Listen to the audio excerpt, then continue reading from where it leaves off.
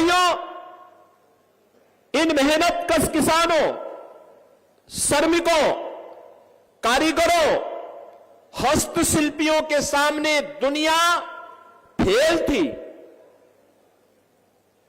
उन लोगों को उपेक्षित छोड़ दिया गया था।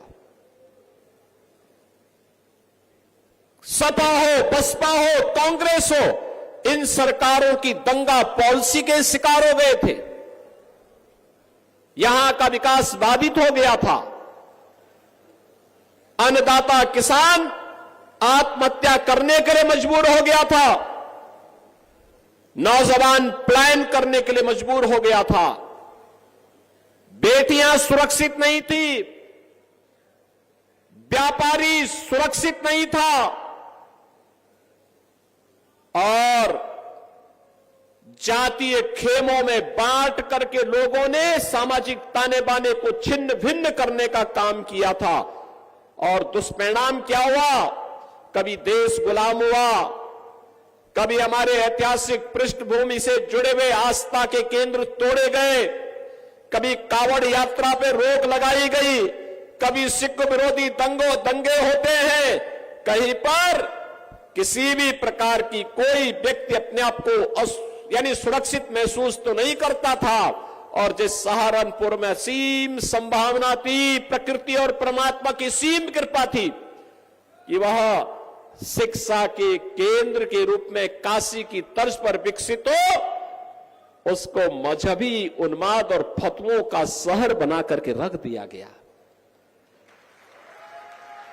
यह है देश के खिलाफ साजिश करने वालों की करतूत। ये लोग किस प्रकार की करतूत करते थे? जिसमें संभावना थी अन्नदाता किसानों को के माध्यम से देश को दुनिया की एक ताकत बनाने की,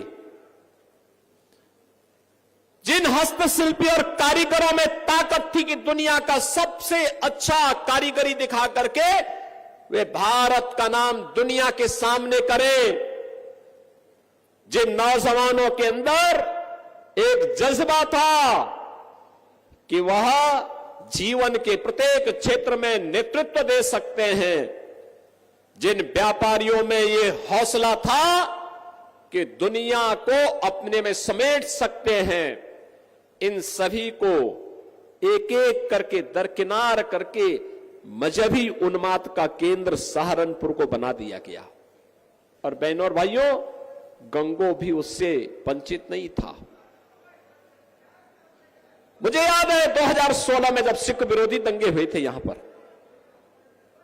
आपने देखा नहीं इससे पहले क्या होता था, किस प्रकार की अराजकता फैलती थी। जब कावड़ यात्रा में बैन लगता था तब तो कोई जातिवादी संगठन नहीं आता था,